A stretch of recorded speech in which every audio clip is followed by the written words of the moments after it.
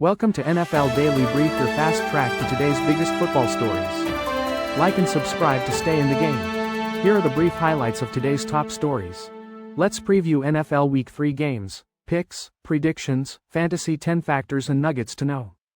Last minute prep, stat trends, fantasy sleepers, upsets picks and more. New Tush push vote not guaranteed, sources say. Sources: Bucs Egbuka expected to play versus Jets. Chiefs W.R. Worthy, shoulder, ruled out versus Giants. Titans put Sweat, ankle, on reserve, injured list. Sources: Vikings Darrisaw expected to play Sun. Bears Pro Bowl CB Johnson, groin, placed on IR. Broncos place LB Greenlaw on IR with thigh injury. Ravens Madubuike, Van Noy ruled out versus Lions. Last-minute fantasy football pickups for Week 3. Our first look at the NFL trade deadline. Candidates to move, plus teams that could be active. Don't be surprised if Chase remains top fantasy player. Dobbins runs for 1K yards. Why has the Raiders' running game failed to catch fire? Buccaneers, 76 throwbacks reign supreme in NFL Week 3 threads. Can the Chiefs get back on track? We stacked every Super Bowl loser that started the next season 0-2. Which 0-2 teams still have a shot at the playoffs? Dalvin Cook meets Caleb Williams? How Tyreek Withers brought Cameron Cade to life. Betting buzz. Warren I's history as OROY co-favorite. What are the odds? Top 25 predicted anytime NFL TD scorers for Week 3. Now, let's dive deeper into the details. The National Football League Week 3 schedule features intriguing matchups, including two battles between undefeated teams. The Rams will visit the Eagles, and the Cardinals will face the 49ers, with several key quarterbacks sidelined due to injuries. Joe Burrow, J.J. McCarthy, and Justin Fields are ruled out, while Brock Purdy and Jaden Daniels are questionable. On Sunday night, the Chiefs aim to overcome their first 0-2 start against the Giants. Backup quarterbacks are looking to make an impact in Week 3. The Rams' defense has only allowed one touchdown through 2 games. The Eagles are the first team since 2010 to start a season 2-0 without a passing touchdown. The Rams had difficulty against Saquon Barkley last season, allowing him 460 yards on the ground. Jalen Hurts has rushed for a touchdown in 5 straight games. Saquon Barkley is predicted to have at least 25 rushing attempts against the Rams. Matthew Stafford has developed a rapport with receivers Puka Nacua and Davante Adams. The Rams are 6-0 against the spread in their past 6 road games. Week 3 of the 2025 National Football League season is upon us, and analysts offer last-minute insights. Seth Walder will analyze key statistical trends, while Eric Moody discusses fantasy football sleepers. Matt Bowen will predict potential upsets, and Pamela Maldonado will share her top betting pick. Walder examines statistical trends that could influence Week 3 game outcomes. He questions how Steelers edge rushers, T.J. Watt and Nick Herbig, will perform against the Patriots. Watt has a surprisingly low pass rush win rate of 7% through 2 weeks. Herbig, filling in for the injured Alex Highsmith, has a career pass rush win rate of 24%. The performance of these edge rushers could significantly impact Patriots quarterback Drake May. Moody highlights 5 fantasy football sleepers rostered in under 50% of ESPN leagues. These include Jacksonville Jaguars running back Bashal Tutin and Denver Broncos wide receiver Troy Franklin. Green Bay Packers wide receiver Romeo Doubs and Tennessee Titans wide receiver Alec Iomanor are also mentioned. Cincinnati Bengals quarterback Jake Browning is another potential sleeper pick. Peter Schrager has stated that the Tush push is not aesthetically pleasing and it is not what fans want to see. Despite the ongoing debate and anger surrounding the Tush push, there is no guarantee it will be banned. League sources told ESPN that there are no assurances the Tush push issue will be brought up for a vote this offseason. One source believes the issue needs to be tabled for a year after the heated conversations last offseason. Former Green Bay Packers president Mark Murphy, who authored the original proposal, has retired. A new proposal would require a new author, more support, and more votes to pass. The proposal received 22 votes last spring, falling short of the required 24. While criticism could prompt a new proposal, there is currently no movement in that direction. The Philadelphia Eagles have successfully used the Tush push multiple times, sparking further debate. The National Football League has instructed officials to call the play tight going forward. The Eagles have defended their use of the play, emphasizing their focus on their own game. Critics argue the Tush push is dangerous, but there is not enough injury data to support a ban on safety grounds. Emeka Egbuka, the Tampa Bay Buccaneers rookie wide receiver, is expected to play against the New York Jets on Sunday despite hip and groin issues. Sources told ESPN that while Egbuka is expected to play, his snaps may be monitored and potentially limited. Egbuka was the Buccaneers' 19th overall draft pick and is currently tied for the league lead with 3 touchdown catches in 2 games. He missed 2 days of practice this week due to the injuries but returned to limited participation on Friday. If Egbuka is unable to play, the Buccaneers will rely more on other receivers like Ryan Miller. Other receiving options include Sterling Shepard, rookie Tez Johnson, and Cameron Johnson. The Buccaneers have started 2-0 in each of the past 3 seasons. However, they have not had a 3-0 start since 2005. Ryan Miller scored his first touchdown on Monday night against the Houston Texans. Cameron Johnson had a 54-yard punt return against the Atlanta Falcons in Week 1. Head coach Todd Bowles confirmed Egbuka was limited in Friday's practice. The game against the Jets is an important one for the Buccaneers as they look to continue their winning streak. Kansas City Chiefs wide receiver Xavier Worthy has been ruled out for Sunday night's game against the New York Giants. He is not traveling with the team due to a dislocated right shoulder suffered in the season opener. Worthy practiced without restrictions on Wednesday, which was a positive step in his recovery. He was listed as a limited participant as a precaution, but was seen running routes without extra padding. The Chiefs had hoped Worthy would return for Sunday's game wearing a harness. The injury occurred after a collision with tight end Travis Kelce during the Week 1 game against the Los Angeles Chargers. The Chiefs are currently 0-2, partly due to Patrick Mahomes playing with a limited receiving core. Rookie Jalen Royals missed the first 2 games with a right knee injury. Rashee Rice, who would typically be Mahomes' top receiver, is serving a 6-game suspension. The suspension is due to a violation of the National Football League's personal conduct policy. Fantasy managers may want to consider trading for Rashee Rice. This is especially relevant if Xavier Worthy remains on a snap count upon his return. The Tennessee Titans have placed starting defensive tackle T'Vondre Sweat on the reserve injured list. This means he will not be available for their game against the Indianapolis Colts on Sunday. Sweat suffered an ankle injury during the Titans' Week 1 loss to the Denver Broncos. He also missed last week's game against the Los Angeles Rams. Sweat attempted to practice this week but was ultimately ruled out for Week 3. Next-generation statistics show a significant drop in run defense effectiveness for the Titans without Sweat and Jeffrey Simmons on the field. With both players on the field last season, the Titans allowed 4.3 yards per carry. This number increased to 4.7 yards per carry with only one of them playing. And without either player, the Titans allowed 5.2 yards per carry, which would have been the league's highest mark. Veteran defensive tackle James Lynch will likely see increased playing time in Sweat's absence. The Titans also elevated Carlos Watkins from the practice squad to add depth to the defensive line.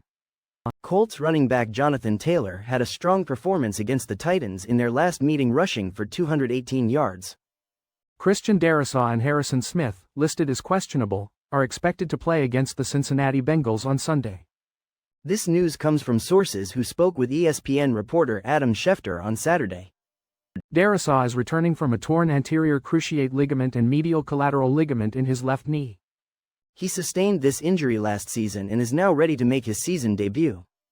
Smith has been dealing with an illness and was also listed as questionable. He has been working on his conditioning after a personal health issue sidelined him in August. Defensive end Andrew Van Ginkel is also expected to play despite being questionable with a concussion. This information also comes from sources close to ESPN reporter Adam Schefter. Smith practiced for the first time since August 11 after dealing with a personal health matter. He is expected to make his season debut alongside Darrisaw. The Minnesota Vikings will benefit from the return of these key players. Their presence will strengthen both the offensive and defensive lines. Chicago Bears Pro Bowl cornerback Jalen Johnson was placed on injured reserve Saturday. This means he will be sidelined for a minimum of 4 games. The 26-year-old Johnson dealt with a groin injury this summer. This injury forced him to miss all of training camp, the preseason, and Chicago's season opener against Minnesota. He returned in Week 2 at Detroit but exited the game in the second quarter. Bears coach Ben Johnson stated that the cornerback is dealing with an additional injury. The team was still working through options for Jalen Johnson's recovery. Johnson also sought additional medical opinions this week. Surgery is reportedly on the table for Johnson. He is expected to miss significant time this season despite being eligible to return in Week 8. Bears defensive coordinator Dennis Allen acknowledged the impact of losing a player of Johnson's caliber. The Bears' secondary will also be without nickel corner Kyler Gordon due to a hamstring injury. Denver Broncos linebacker LB Greenlaw has been placed on injured reserve due to a thigh injury. This injury has kept him out of both games this season, as announced by the team on Saturday. Greenlaw will now miss at least 4 more games due to this placement on injured reserve. He was one of the Broncos' biggest additions in free agency this past offseason.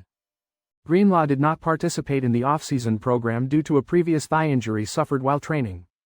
Although he was not expected to miss any regular season games, he suffered another injury to the same thigh during training camp. Head coach Sean Payton described this as a different injury. Greenlaw did not play in any preseason games and has not appeared in the regular season so far. In March, he signed a 3-year, $31.5 million contract with the Broncos. This was the second biggest deal the Broncos offered to a free agent from another team this year. This information comes with contributions from ESPN's Jeff Legwold. The Broncos will undoubtedly feel Greenlaw's absence on the field. The Baltimore Ravens will be without 2 Pro Bowl pass rushers for Monday night's game against the Detroit Lions. Defensive tackle Nnamdi Madubuike and outside linebacker Kyle Van Noy were ruled out on Saturday due to neck and hamstring injuries respectively. Together they have combined for 43 sacks since the start of 2023. These injuries are ill-timed as the Ravens face a Lions offense that just scored 52 points against the Chicago Bears. Detroit quarterback Jared Goff was not sacked in that game. Madubuike is a 2-time Pro Bowl defensive lineman and a key player for the Ravens. Head coach John Harbaugh stated that he could not share many details about the injury. It is unclear when the injury occurred during their recent win against the Cleveland Browns. Madubuike did not practice all week and the team is determining the next course of action. Harbaugh also could not comment on whether Madubuike would be placed on injured reserve. Rookie Aeneas Peebles is expected to see increased playing time in Madubuike's absence. The Ravens also ruled out tight end Isaiah Likely and fullback Patrick Ricard due to foot and calf injuries respectively. Several players are worth considering for fantasy football lineups in Week 3, especially in deeper leagues. Let us start with wide receivers who have shown promise on the field and in their statistics. Denver Broncos wide receiver Troy Franklin has received 15 targets in his first 2 games and plays in a system that suits his skills. He is a solid choice as a deeper league wide receiver 3 against the Chargers.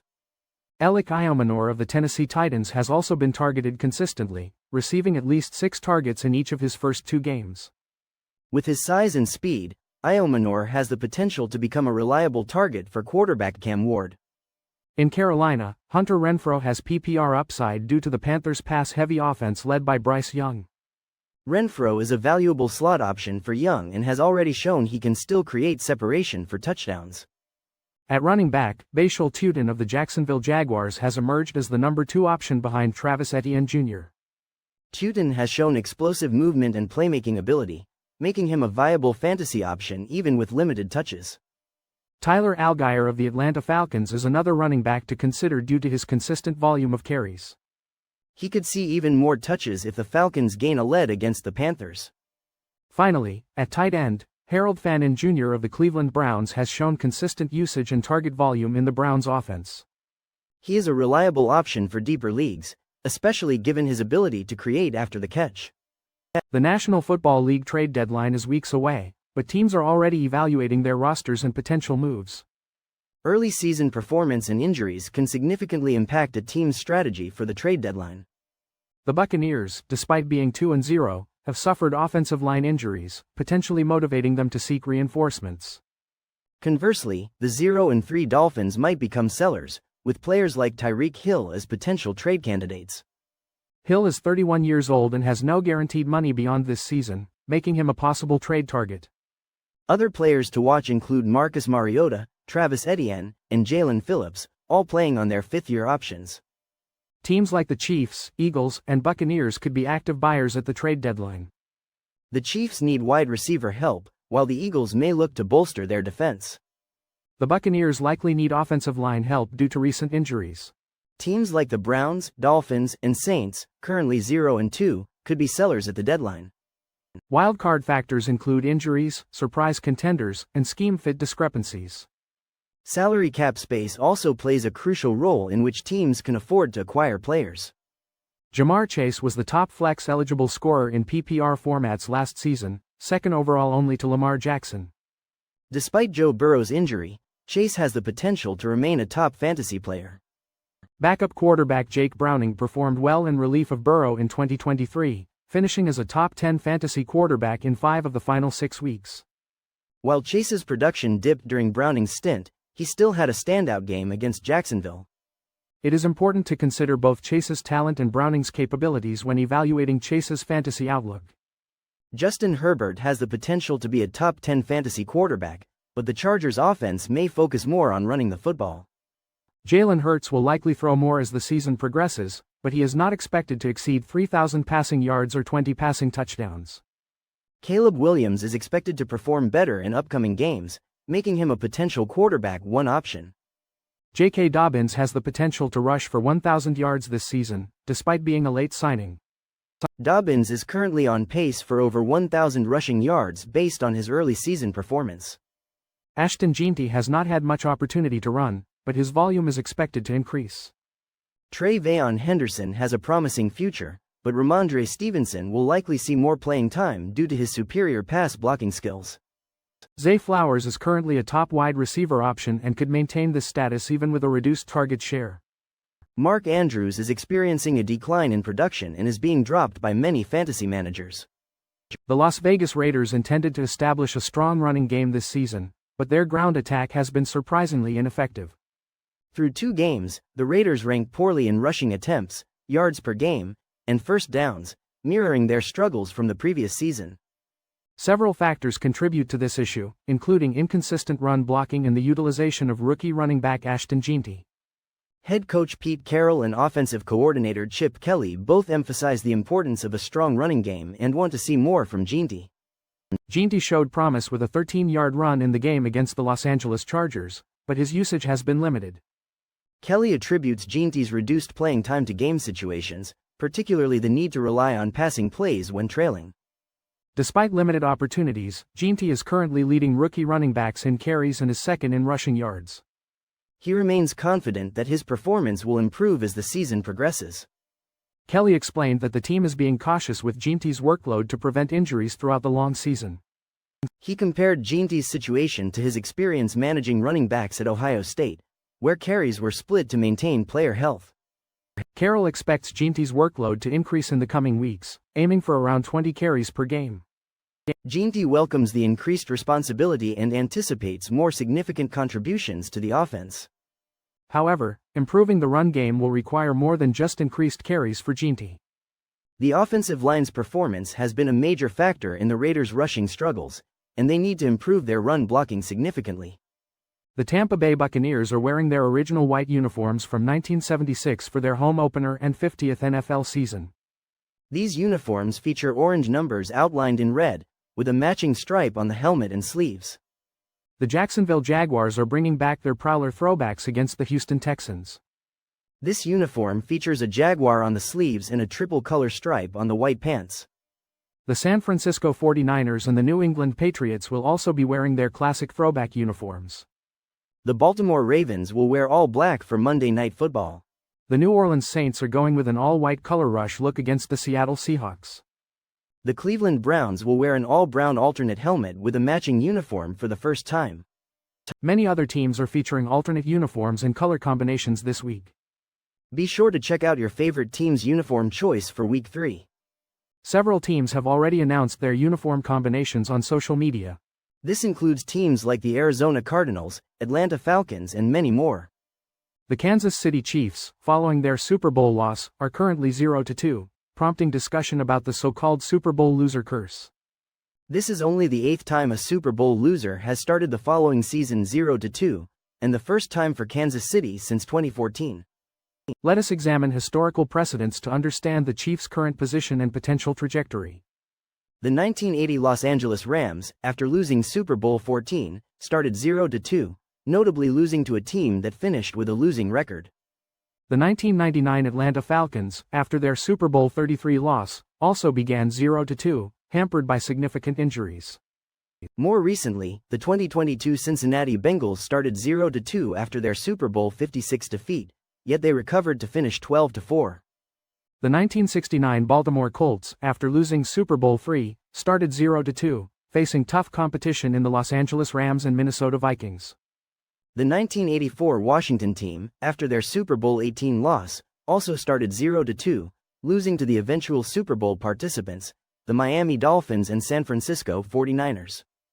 The 2015 Seattle Seahawks began 0-2 after their Super Bowl XLIX loss, playing both games on the road. The 2002 St. Louis Rams, following their Super Bowl XXXVI loss, started 0-2 with narrow defeats, but injuries later derailed their season. The Chiefs' current situation is unique, with their advanced statistics suggesting they are performing better than their record indicates.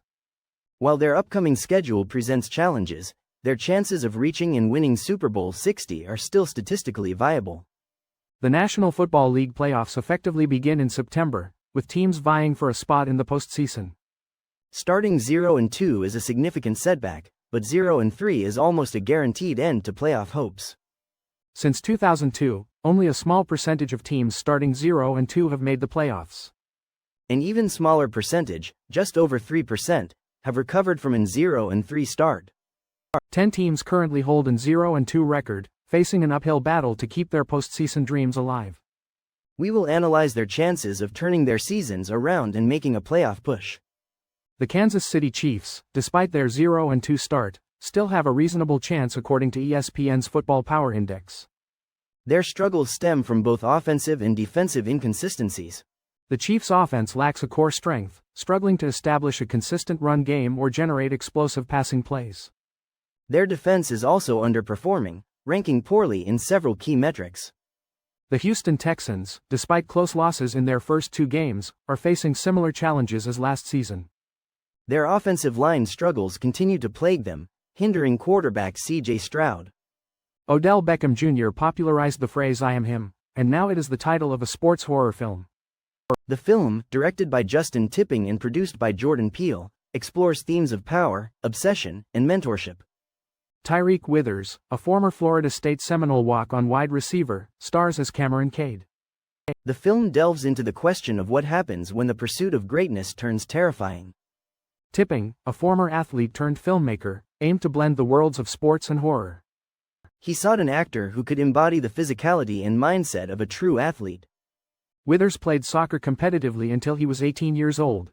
After being cut from his soccer team, he decided to play high school football out of spite for his coach.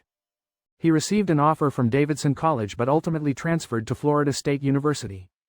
With the help of Tadariel Stark, he secured a full scholarship and walked onto the Seminoles football team. Withers describes the walk-on experience as humbling and a test of resolve. He was inspired by Dalvin Cook, admiring his quiet boldness and integrity. Indianapolis Colts tight end Tyler Warren is tied for the best odds to win Offensive Rookie of the Year. Warren shares the top spot with Tampa Bay Buccaneers wide receiver Emeka Egbuka at plus 425, according to ESPN Bet. Warren is off to a strong start with 155 receiving yards in his first 2 games. A tight end winning this award is historically rare. It has happened only once before, by Mike Ditka in 1961. Last year, Raiders tight end Brock Bowers had a record-setting season but did not win the award. Warren currently has the 12th most bets and 11th most handle at ESPN Bet for the award. If Warren wins, he could make history with fellow Penn State alumnus Abdul Carter. Carter is the favorite for Defensive Rookie of the Year. If both win, it would be the 4th time one school produced both Rookies of the Year in the same season. Joe Burrow's injury significantly impacted the Cincinnati Bengals Super Bowl odds. Their odds went from 20-1 to 75-1 at ESPN Bet after the injury. The Bengals are now underdogs to make the playoffs, despite being favorites before the injury. Mike Clay provides fantasy football projections, including touchdown probabilities, for each game. These projections can be useful for anytime touchdown bets, daily fantasy sports lineups, or general predictions. Here are the top 25 predicted touchdown scorers for Week 3 based on his projections. He also provides implied odds, converted from the projected probability of a touchdown. These implied odds can be compared to the moneyline offered by ESPN Bet. For example, if the implied odds are minus 150 and the moneyline is minus 110, that suggests an advantage for the bettor. Conversely, if the implied odds are plus 110 and the moneyline is minus 110, it suggests a disadvantage. You can find the latest odds for these and other player props on ESPN Bet. This information helps you make informed decisions about your bets and fantasy lineups. Understanding implied odds is crucial for maximizing your potential winnings. Check out ESPN Bet for the most up-to-date information on player props and odds. Remember to always gamble responsibly and within your limits. That's a wrap on this week's NFL Blitz Talk. Thanks for tuning in. We'll catch you next time with more gridiron fire and fearless breakdowns.